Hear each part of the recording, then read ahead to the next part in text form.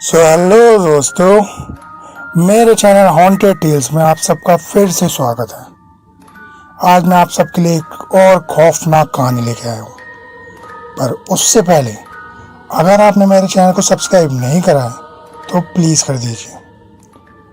आज की मेरी कहानी एक ऐसी खौफनाक रात के बारे में है जिस रात को हम और आप तो कभी भुलाए नहीं भूल सकते, क्योंकि ऐसी रातें बड़ी खौफनाक होती है। सिद्धार्थ सिद्धार्थ एक ऐसा युवक था जो अपने करियर के पीछे बहुत ही ज़्यादा पागल था। वह एक अच्छा क्रिकेटर बनना चाहता था। एक क्रिकेटर बनने के लिए वो बहुत ही ज़्यादा मेहनत किया करता था। वह अकेडमी जाया करता था, ट्रेनिंग लिया करता था, प्रैक्टिस किया करता था। कभी एक ऐसा दिन नहीं आया जिस दिन उसने अपनी प्रैक्टिस मिस करी हो। बट एक रोज संडे की सुबह जब वह कुछ ज़्यादा ही लेट हो गया, तब उसकी बहन ने कहा कि छोड़ आज घर ही जाए। ये होता है, जब हम कुछ ज़्यादा ही लेट हो जाए तो फिर घर वाले जाने नहीं देते। परंतु सिद्धार्थ अपनी बात का पक्का था। वह अपनी साइकिल उठाकर घर से निकल पड़ा। वह उसी शॉर्टकट से जाने लगा जिससे वह हमेशा जाया करता था। जिंदगी में शॉर्टकट हम सभी लेते हैं, शायद उस प्रकार सिद्धार्थ भी। उस शॉर्टकट से वो इतनी जल्दी एकेडमी पहुंच गया कि बस। अकेडमी पहुंचकर उसने देखा कि सब के सब खड़े हुए थे, कोई भी प्रैक्टिस नहीं कर रहा था। सिद्धार्थ ने सबसे पूछा कि क्या हुआ, प्रैक्टिस क्यों नहीं कर रहे। तब सिद्धार्थ के दोस्तों ने बताया कि शायद कोच का एक्सीडेंट हो गया, उसकी जगह कोई दूसरा कोच आ रहा है। सिद्धार्थ ने किसी की बात ना सुनकर अकेले ही प्रैक्टिस करने की सोच ली। वह फील्ड पर गया और अपनी प्रैक्टिस करनी स्टार्ट कर दी। परंतु कुछ ही देर बाद उससे एक इंसान उतरा और वह सिद्धार्थ के पास आकर बोला, क्या तुम में इतनी समझ नहीं है कि कोच नहीं आया उससे पहले ही प्रैक्टिस नहीं कर दे? क्या तुम में सब्र नाम की चीज नहीं है?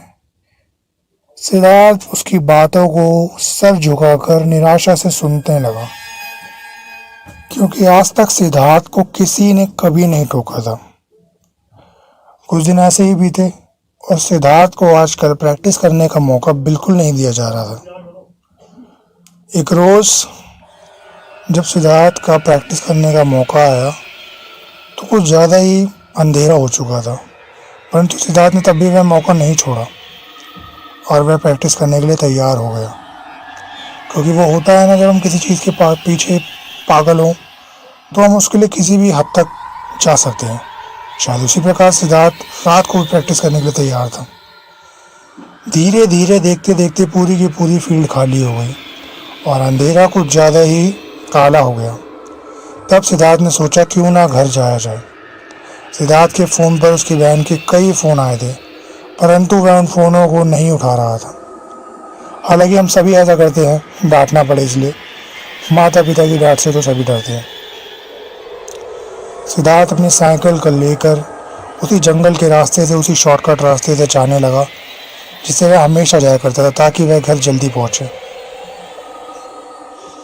सिद्धार्थ साइकिल पर जा रहा था, तभी अचानक उसकी गेंद गिरकर जंगल की ओर चली गई। वह बिना सोचे समझे अपनी गेंद के पीछे भागा और उसे ढूंढने लगा। वह ये भूल गया था कि वह सुनसान जंगल में अंधेरे में रात के वक्त खड़ा है।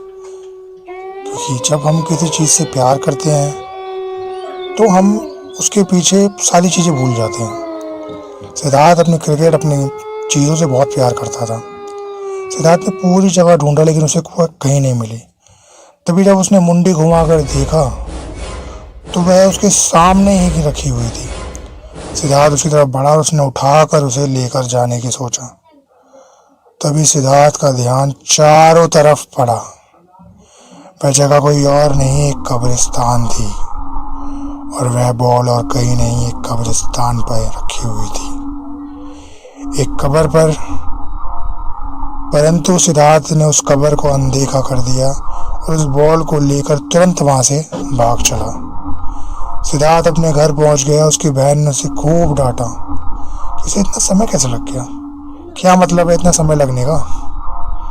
परंतु सिद्धार्थ ने किसी की एक नहीं सुनी। वह तुरंत अपने कमरे में जाकर सोने लगा। उस रात सिद्धार्थ ने खाना भी नहीं खाया था। करीबन रात के 3 बजे सिद्धार्थ की आंख खुली। सिद्धार्थ ने देखा कि उसके दरवाजे के पास एक काली परछाई खड़ी थी जो धीरे धीरे उसके कमरे की तरफ बढ़ रही थी। कुछ ही समय बाद वह परछाई उसके कमरे में थी और देखते ही देखते वह परछाई उसकी छत पर आ चुकी थी। सिद्धार्थ डर से इतना कांप उठा था कि वह कमरे को छोड़कर सोफे पर सोने चला गया। सुबह हुई। सिद्धार्थ की बहन उसे उठाने के लिए ढूंढने आई, परंतु सिद्धार्थ अपने कमरे में नहीं था, वह नीचे सोफे पर था।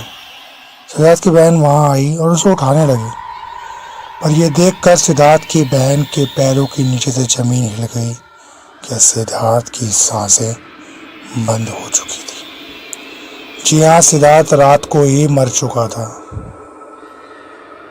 अब ये बात कोई नहीं जानता था कि सिद्धार्थ की मृत्यु कैसे हुई। कई दिन बीत गए, परंतु यह कोई मानने के लिए तैयार नहीं था कि सिद्धार्थ उन्हें छोड़कर जा चुका है। उसकी बहन तो अभी भी इसी गम में थी।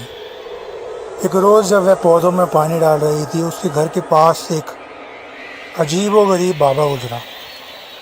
मानो जब दुख बहुत ज़्यादा बढ़ जाता है तो उसके निवारण के लिए कोई ना कोई प्रकट होता है। उसी प्रकार वो बाबा वहाँ आया और बोला, तुम्हारे घर में एक गंदी रूह है जिसने तुम्हारा बहुत सा नुकसान कर दिया है। सिद्धार्थ की बहन उसकी बातों को अनदेखा कर कर अंदर जाने लगी। तभी वह बोला, नुकसान से मेरा मतलब है तुम्हारे भाई की मौत। सिद्धार्थ की बहन की आंखें फटी की फटी रह गई और बोली, बाबा आप ये कैसे जानते हो बाबा, मुझे बताओ बाबा। वह बाबा उसकी बातों को अनदेखा कर अपने रास्ते पे चलने लगा और उसने उसे कहा कि सुबह मेरे पास आ जाना, यहाँ मैं तुम्हें कुछ नहीं बता सकता। सिद्धार्थ की बहन उसके बताए जगह पर सिद्धार्थ की सारी चीज़ें लेकर पहुंच गई। उसने तुरंत उन्हीं चीज़ों में से उस गेंद को निकाल के बता दिया कि वह रूह इस ज़रिए से तुम्हारे घर में आई थी और सिद्धार्थ की मौत इसी वजह से हुई है।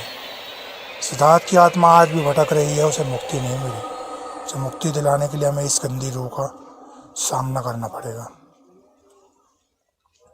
वह बाबा करीबन रात के 12 बजे सिद्धार्थ की बहन को लेकर उसी कब्रिस्तान में जाता है। ये अपने झाड़ फूक तंत्र मंत्र करने लग जाता है ताकि वह पता लगा सके कि उस गंदी रूह ने सिद्धार्थ की आत्मा को क्यों पकड़ रखा है। कई देर मंत्र उच्चारण करने के बाद एक सुनसान सन्नाटे के साथ जंगल को अंधेरा करते हुए एक लंबा तगड़ा शरीर वाली नीली आंखों वाला गंदी शक्ल का एक जिन उसके सामने प्रकट हुआ। बाबा ने उससे सारी बात करी और उसे पता लगा कि वह एक ऐसी गंदा जिन है जो चलती फिरती आत्माओं को कैद करता है सिर्फ अपने फ़ायदे के लिए। सिद्धार्थ भी उसकी तरफ अपने आप आया था, इसलिए उसने सिद्धार्थ की आत्मा को कैद कर लिया। तभी बाबा ने बात करी और पूछा, बता इसे छोड़ने का क्या लेगा। उसने साफ कहा कि एक आत्मा के बदले दूसरी आत्मा, या तो मुझे अपनी आत्मा दे या इस लड़की की।